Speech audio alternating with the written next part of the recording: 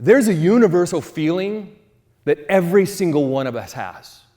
This is a feeling that doesn't go away. It doesn't sleep at night. It's with us 24 hours, 7 days a week. It's with us at work. It's with us at home. It's with us when we go on vacation. This feeling is always with us. And it's a feeling of being behind. It's just this experience that we're always behind in everything that we do. Whether it be parenting or work or something in our personal life, we're just behind. And you can have a really wonderful week where you're super productive and you get all kinds of really good things done and you feel caught up. And the next day, guess what? You feel behind again. You see, leaders today are not failing because of a lack of ability or even effort. They're failing because of urgency. And in this time, more than anything else, what do we need? We need the ability to slow down. We need the ability to tune in. And we need the ability to choose better. When we slow down, tune in, choose better, what do we get? We get bigger impact. We get more influence. And the key to doing all this is a very special word, a word that's not very commonly used, but a very powerful word. The word is discernment. Discernment is the last uniquely human leadership advantage that we have in this AI-driven world. It's a power that we have to stop, to see what's happening, and to shift our behavior to make a bigger impact on the people that we serve and to gain more influence with those that we're trying to lead. It's all about our ability to discern. I think one of our biggest problems we have is speed. We are just always going so fast in everything that we do. Some of it is pressure that's put onto us by our organization. A lot of it is pressure put on by us. And we keep going so fast and so fast and so fast, what happens? There's detrimental effects of always running. Some of those are bad decisions. We don't take the time that's necessary to create better responses to decisions we have to make. Some of that is the fact that we miss opportunities to turn everyday moments into lasting influence. Another casualty of going so fast is the fact that we lose the ability to be creative and to innovate. And all of these things occur because we don't slow down. In fact, just think about it for a minute. If you had to measure how fast you're leading your life right now, what mile per hour would you put on that? In miles per hour, how fast do you think you're living your life right now? In fact, turn to a neighbor and just share that number for a second. You see, speed necessarily is a problem. Here's what's really, really interesting about this. Jason is certified by the John Maxwell team. He's the current president of the National Speakers Association of Minnesota. He's achieved the highest designation of speaking. That's the Certified Speaking Professional, which I've not gotten yet. And he's the author of 5 books. Most importantly, he wants you to know that he appreciates your very important work that often goes unappreciated. Please welcome Jason A. Hunt.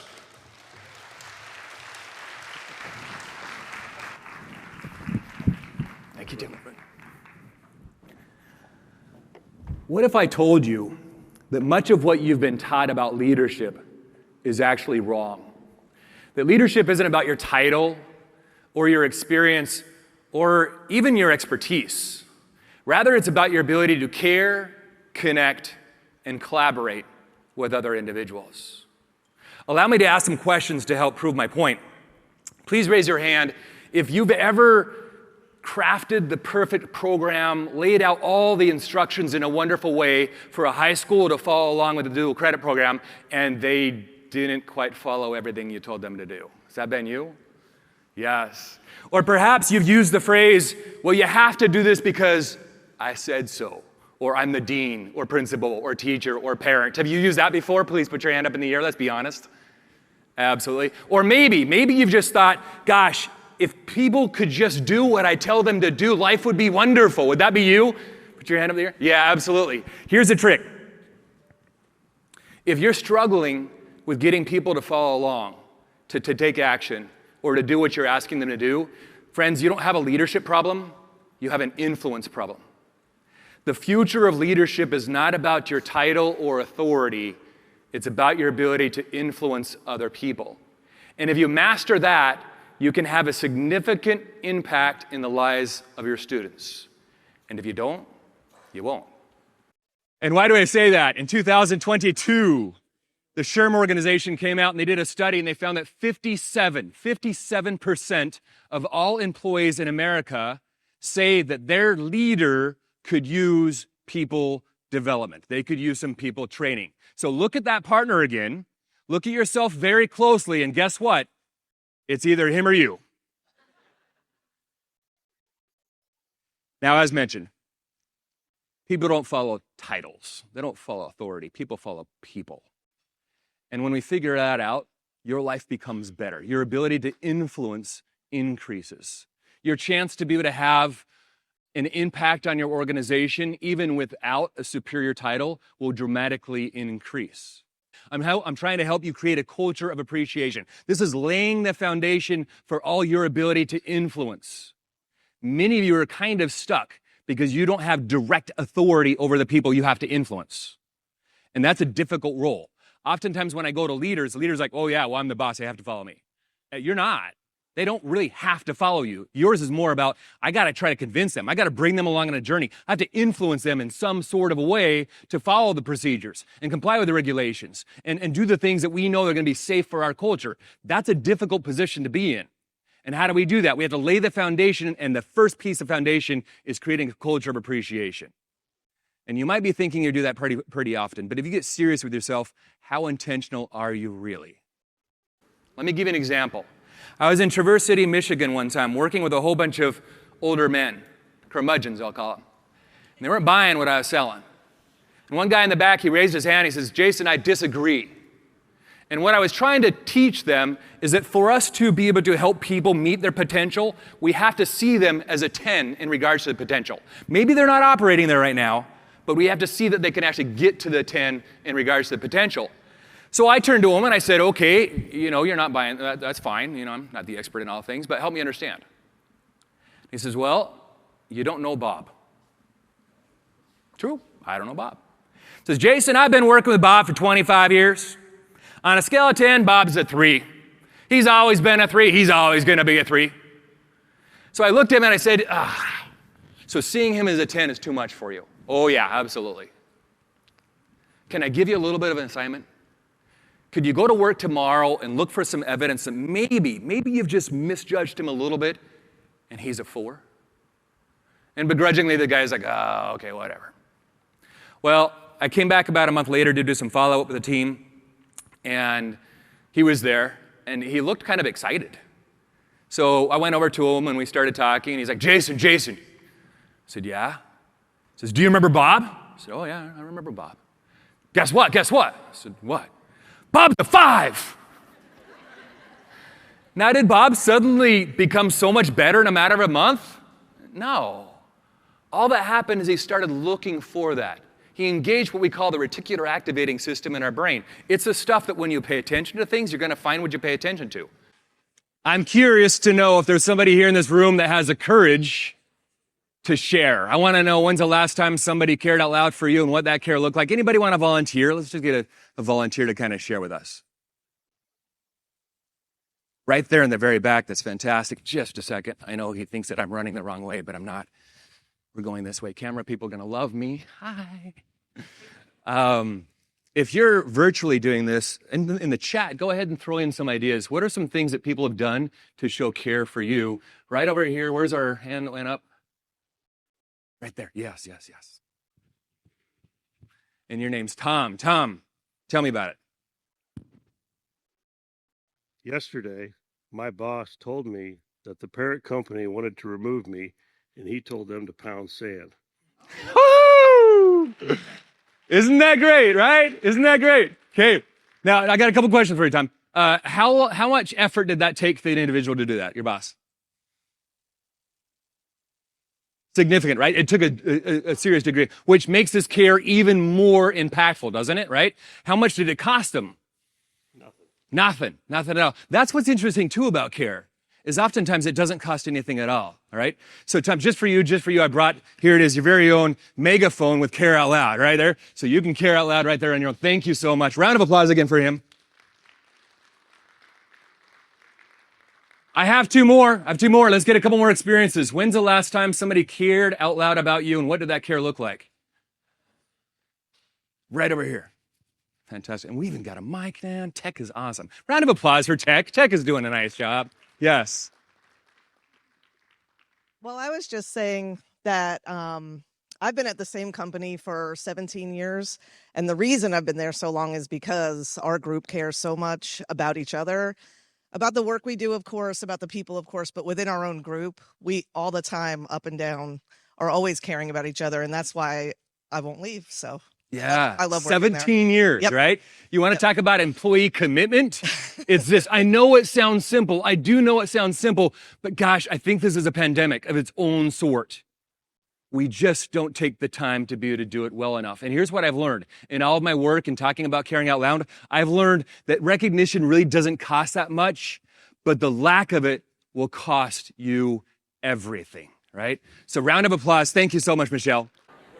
This is a connecting activity. I'm curious to know how well we did. So I'd like you to think in your head of a number of your commitment that you've just made with the person you're with. All right, so how well did we connect together? And we're gonna do it on a scale of 0 to 5.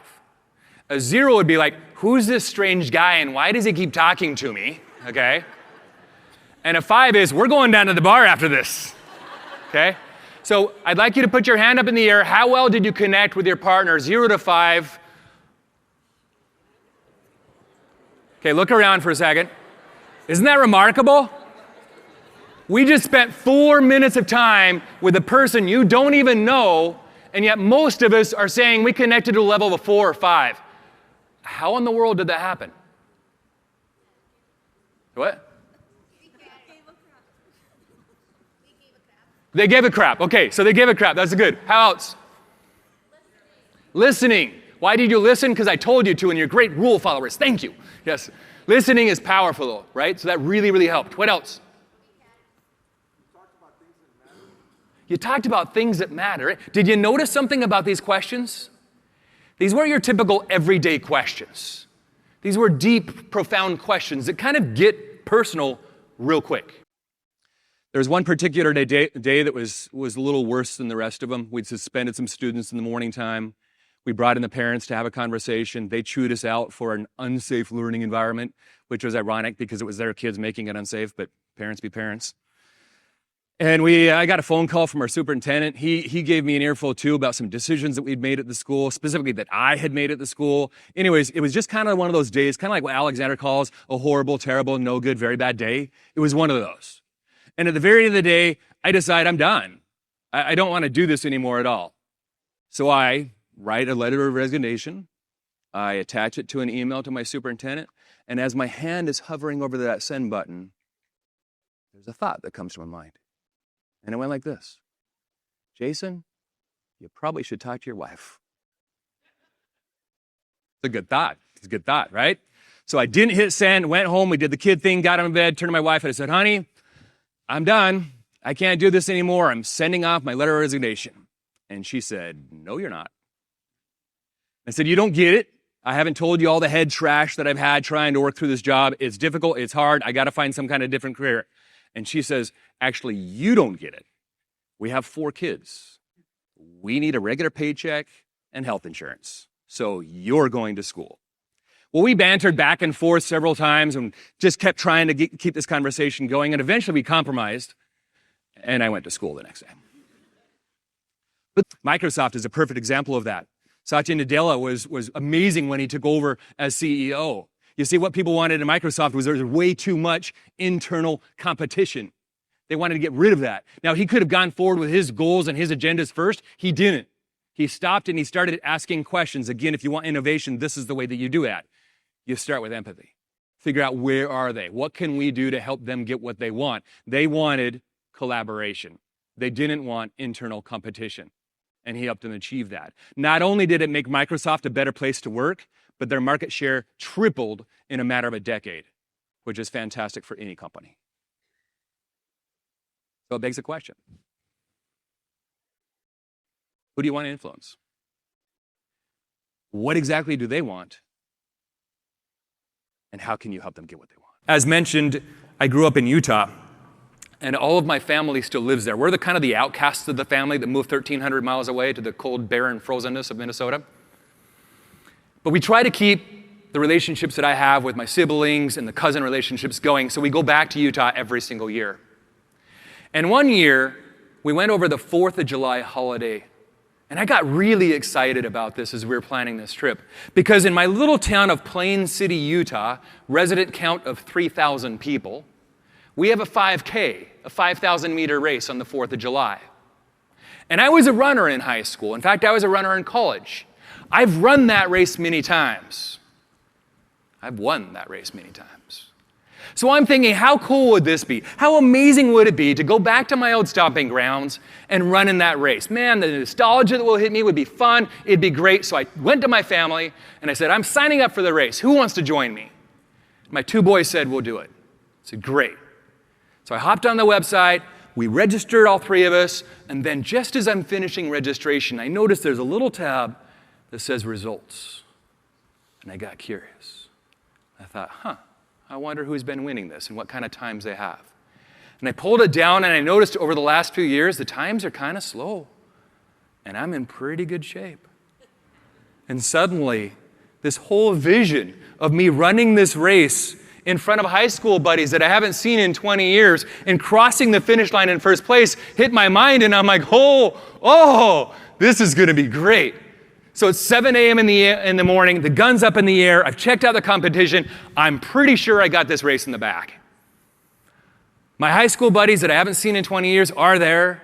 I'm thinking, this is going to be amazing. I can go out, I can show everybody Jason still have it, I can feel my need for Eagle, which I try to be a pretty humble guy, but you know how it is when you're around high school buddies? It's just growing.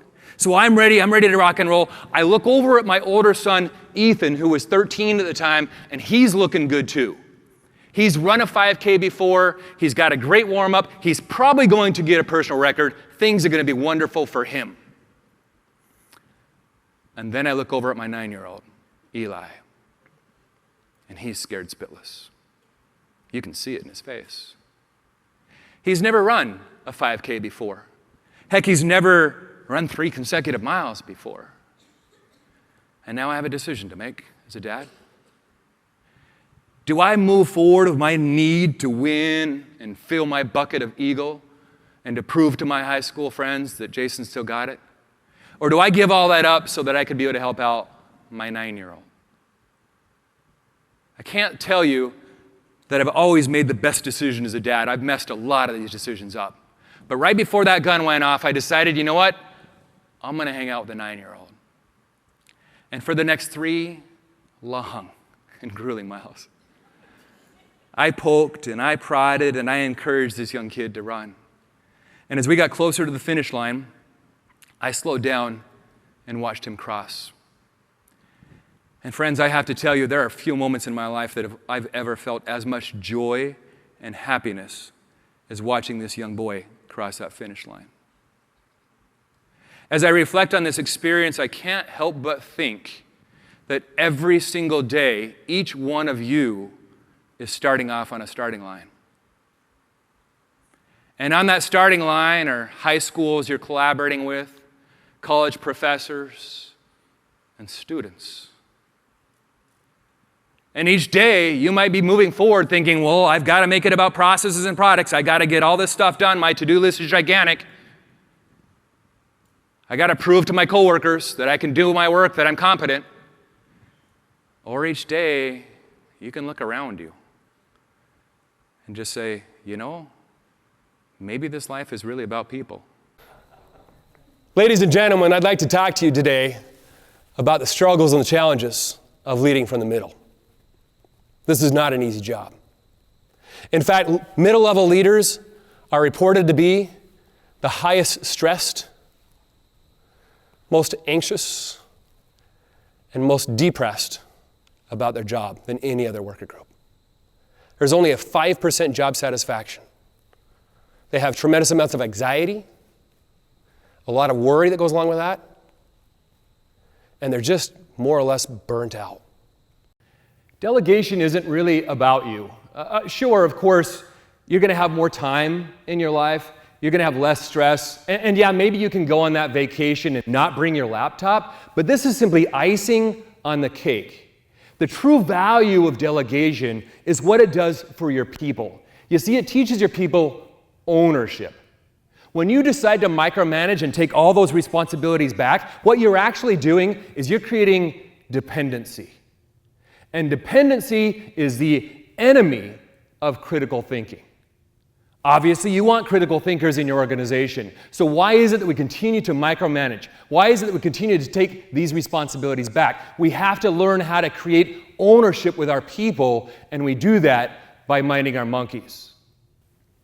You see, at the end of the day, it isn't about how many monkeys you can be able to take. It's about how many opportunities you can give to people to have ownership in their lives. And when you do that, you create influence. You see, influence is built on our ability to be clear, to be reasonable, to be sure, and to be firm. Leadership isn't about taking more things back. It's about giving more to others. So let me tell you a story about Victor and Eric and why Victor thinks that this whole delegation piece doesn't work at all. So Victor is a middle-level leader at a cheese manufacturing plant. He's a guy that I was working with, actually. And we taught him all these, different steps about delegation and empowerment. He totally understood, the 3 different steps that we have for delegation, DIE, and he understands that, delegate or die. I mean, he got that. And so he wanted to put it into practice. And one day, a year, they shut this entire cheese organization down. All the plant gets shut down for cleaning and maintenance. Otherwise, they're going 24/7. So there's a lot of things that are on Victor's plate to get done during this day. And he turned to his employee, Eric, and he said, Eric, here's the deal. There are some gaskets that end up going into each one of our cheese machines, and we need you to, kind of undo the pipe and replace these gaskets. That's what I'd like you to do. And Eric kind of knew how to do that, and so Eric was like, sure, I can be able to do that. Sure enough, Eric goes off to do this job, and about 10 minutes later, Eric comes back to Victor and says, Victor, I've got a problem. I can't find the specialized wrench that I need to undo the pipe couplings at the end. Well, being a good leader and recognizing that, as leaders, we're here to solve problems, Victor says, that's fine. I think I know where it is. Let me, give me a few minutes. I'll go see if I can find where that tool is at. So Eric goes on his way, and Victor starts to look for this tool. But if you know anything about leadership, Victor gets distracted because somebody comes and asks a question here. A couple more minutes later, gets distracted again, another question. Then there's a problem. Then there's a fire. And one thing leads to another. 3 hours later, Victor recognized, oh my gosh, I never found that wrench for Eric. Shoot. He looks at his clock, and he realized that Eric's shift ends in 10 minutes. So what does Victor do? Just like many of us, Victor says, well, I guess I have to do that. He goes, he searches a couple spots, and he actually finds a wrench. And then he works overtime, past beyond the shift that he was working. He misses his dinner with his family, gets all of the gaskets cleaned out, and he thinks to himself, this Jason Hunt is full of, because he doesn't understand delegation. It backfired on him. So my son Ethan, when he was 9 years old, he's my oldest son, when he was 9 years old, he came to me and he said, Dad, I want to mow the lawn. Now I know for a lot of you, they'd be like, hallelujah! Yes, please, here's the lawnmower, you go for it, it's all yours. That's not how it was with me though. You see, I grew up in Utah, and Utah's a desert, but despite the fact that it's a desert, we all have meticulously green lawns. We have nice sprinkler systems, and I was a landscaper through my high school and college years during the summers. So I worked a lot on these lawns. And if we know anything about lawns, there's some really important things. The crisp line that we get when we come through the edge, really, really important. The straight lines when we mow, really, really important. I mean, this lawn has to look good. And so that's how my lawn has been. Even though I've moved to the Midwest, I still keep those same standards to my lawn. So when my 9-year-old asks, Dad, can I mow the lawn? I start freaking out. Maybe like how some of you might freak out when you're thinking about empowering somebody with a task that you do. You probably think you know how to do it best. You probably know how to do it most efficiently. And you're hesitant to give that off to somebody. That's exactly how I was at. So I sat down with him one day and I said, okay, Ethan, here's the deal. Here's how you start the mower. Here's how I put the bag on. And I showed him how to do a couple of lines. And then I said, okay, it's yours. Go ahead and mow the lawn. And I had to go into the house and actually shut the doors and not look outside or anything just to manage life a little bit. Do you know how that goes, right? You give somebody a new job or a new task, and you're like, if you don't move away from the situation, you're going to micromanage so much to death, it's not going to work very well. So I had to go inside. And he comes in with his gigantic smile on his face, and he's like, Dad, I finished the lawn. I'm like, awesome. Can we go look at it? Yeah, Dad, come on. I'm so proud to show you what I've done. And I went out there, and you know what? He mowed the lawn. The waviest lines I could possibly imagine. And I thought, oh man, this boy needs so much help and so much work.